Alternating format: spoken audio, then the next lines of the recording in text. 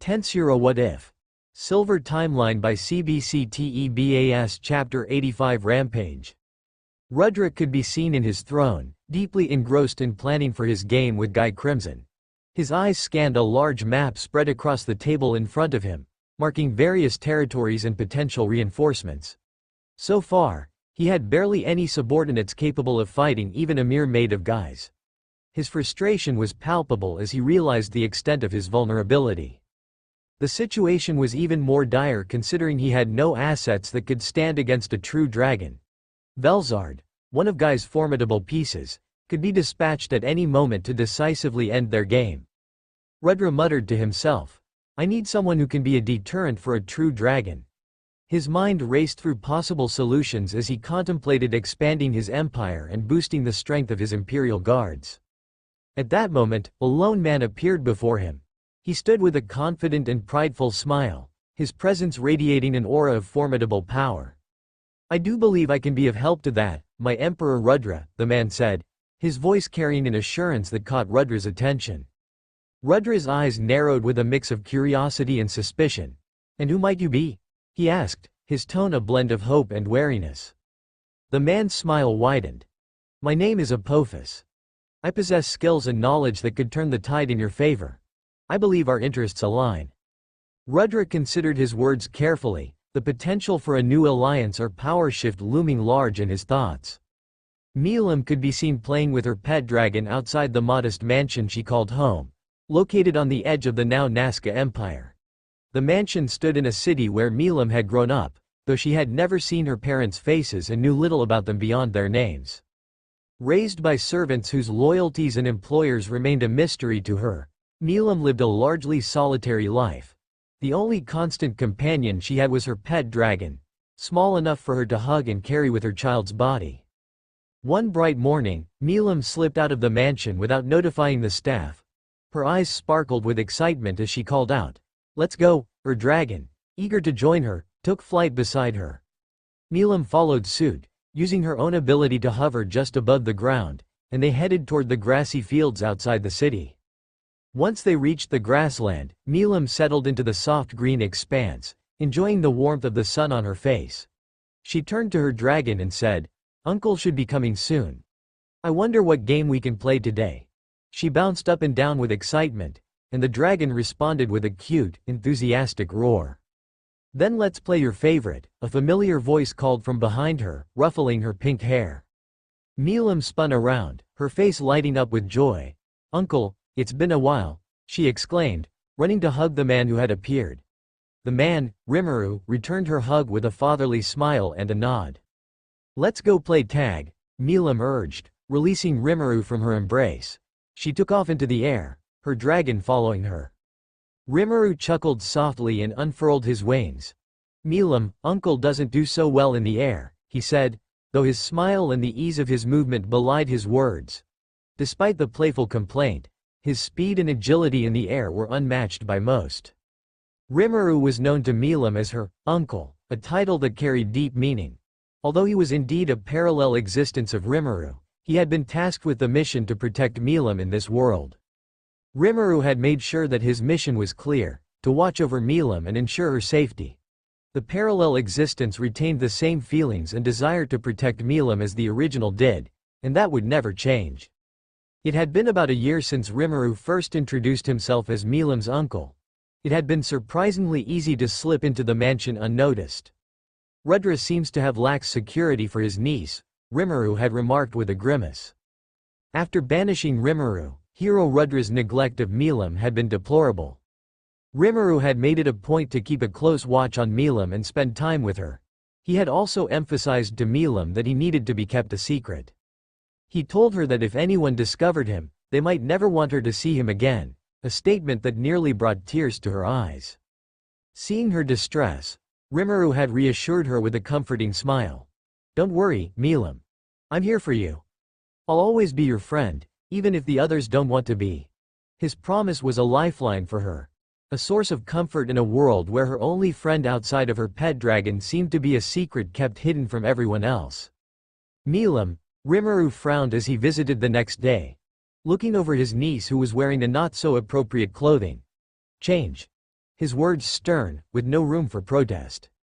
Milam, who found her clothing nice and comfortable, slumped her shoulders as she changed to a more proper one. Rimuru sighed, seeing as the habits are already showing. Milam, I'll have some comfortable clothes made for you. Just make sure that it's not those kind, he states as he glared at the clothing and burned it to ashes. I'm not letting you leave home wearing something like that again. I'll stop coming if you do. Milam sobbed for an hour hearing Rimuru's words and swore to never do it again.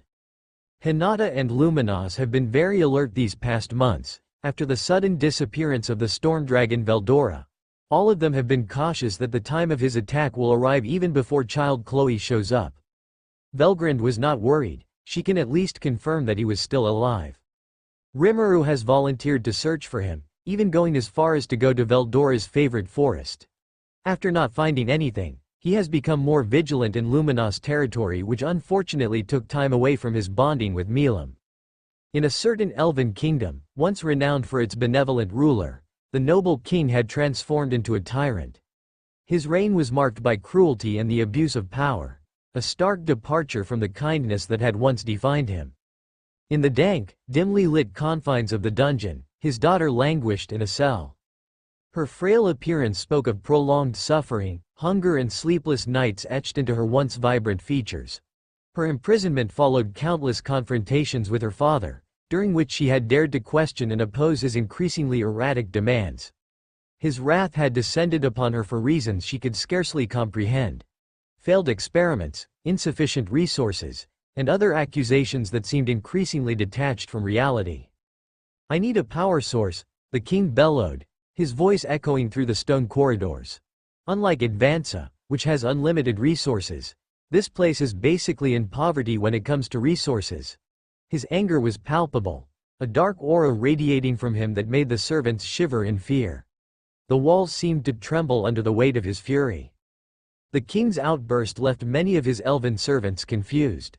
Their kingdom was known far and wide for its abundance of natural resources. The land was fertile, rich with precious minerals, and brimming with raw materials.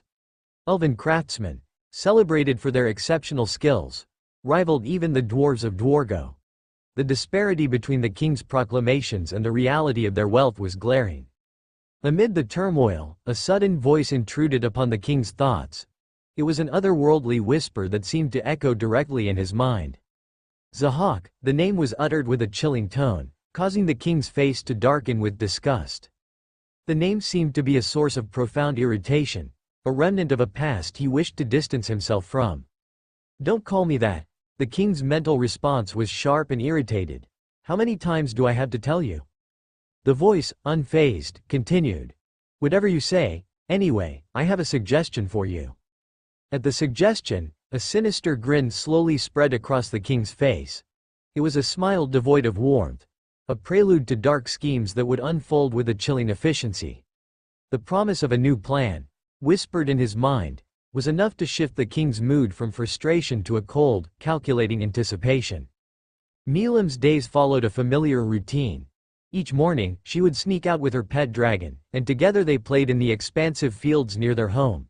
Whether darting across the land or soaring through the sky, their games of tag were full of joy and energy. Today was no different. The sun cast its golden rays over the landscape as Milam and her dragon reveled in their favorite game. They darted and whirled, laughter ringing out like chimes carried on the breeze. Sometimes, they would pause to rest on the grass, enjoying the serene beauty of their surroundings. Occasionally, Rimuru, her beloved uncle, would join them. Milam would excitedly recount her adventures, describing how she had perfected her speed, how escaping from the mansion had become easier, and how delicious the food from the village markets was. Her eyes sparkled with excitement as she shared each detail. Rimuru listened with a contented smile, pleased to see her so happy. Yet, he couldn't shake his frustration with Rudra. The servant's coldness towards Milam was a constant source of discontent. Despite his efforts, no one seemed willing to bridge the gap between Milam and the rest of the world. As the afternoon waned, Milam decided to return to the mansion for a meal. A sudden, unsettling sensation made her pause, as if unseen eyes were watching her. With her dragon by her side, she quickened her pace, eager to reach the safety of her home. Upon arriving, Milam was met with a horrific sight. The entrance hall was stained with blood, on the walls, the floor, and the furniture. The familiar space was now a grotesque scene of horror. Milam's breath caught in her throat. Her dragon landed protectively in front of her, its eyes scanning for threats. The eerie silence was broken by a chilling voice. Well, looks like our dragon princess finally decided to come home. From the second floor, a door creaked open, and a blonde elf in regal attire and a flowing cloak descended the stairs. With a snap of his fingers, he conjured layers of glowing magical circles around Milam. The air crackled with arcane energy, and Milam's strength began to wane. Her limbs grew heavy, and she slumped to the ground, unable to support herself, a stark contrast to her earlier vitality. With this as a signal, the hidden elves tackled both her and the dragon, capturing them. Milam lost consciousness during the struggle and transport. As she began to wake up, she heard the clinking of chains. Through hazy vision, she saw that her limbs were bound by large mithril chains. She strained against them, but her strength was quickly waning, causing the shackles to emit a faint, eerie glow. Gazing around her dim surroundings, Milam noticed she was confined in a dark and gloomy cell. As her vision cleared, she observed a cage suspended from the ceiling of the vast room where her cell was located.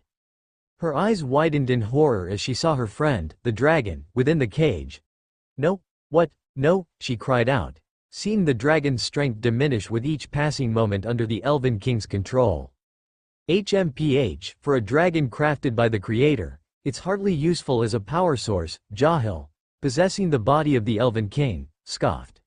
He clicked his tongue in irritation, watching as the baby dragon emitted weak roars, its eyes full of distress for Milam. As Milam's sobs filled the room and the chains rattled, Jahil's head twisted unnaturally to face her. "That lizard was just an appetizer. The main course is you." He grinned menacingly, advancing toward her cell as the baby dragon continued to cry in agony. Seeing Jahil approach, the baby dragon summoned its remaining strength and broke free from the cage with a loud clang. It charged toward Jahil, aiming to tackle him. Jahil noticed the dragon's desperate rush but was too slow to react. The dragon's head collided with his stomach, slamming him into the wall. "Gah, you wretched lizard!" Jahil cursed, staggering to his feet and wiping the blood from his lips. He seized the baby dragon by its head and hurled it against the wall. "No!" Milam screamed, her cries echoing through the cell as the chains struggled to contain her. The burst of magicules within her body overwhelmed the chains, causing them to disintegrate into dust. She broke free from her confinement. Unique skill. Wrathful acquired. Gift bestowed. Magicule breeder reactor confirmed. Evolution of unique skill. Wrath. Successful. Acquisition of ultimate skill. Lord of Wrath successful. Drago Nova. Without a moment's hesitation or concern for control, she unleashed her new, devastating attack, obliterating everything in her path. "It has started." Rimuru, with a somber expression, watched as Milam's rampage unfolded before him.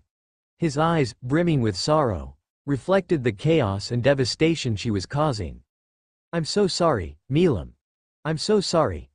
Tears streamed down his face as he secured himself with chains alongside the others, ensuring he wouldn't be able to intervene. "Calm down, Rimuru. This is for the best," Velgrind said gently, trying to comfort him. She wrapped her arms around his face, shielding him from the sight of the destruction and the anguish on Milam's face. Chloe, pained by the sight of Rimuru's torment, took his hand in hers. "Rimuru-san, remember how strong Milam will be in the future. This is all necessary. We'll do what we can to lessen the burden, but we can't interfere directly." Rimuru's breaths came in ragged gasps as he struggled with the weight of his own guilt. He cursed himself for the hypocrisy of promising to protect Milam, yet being unable to stand by her side when she needed him most. "I'm sorry," he whispered, his voice breaking with regret.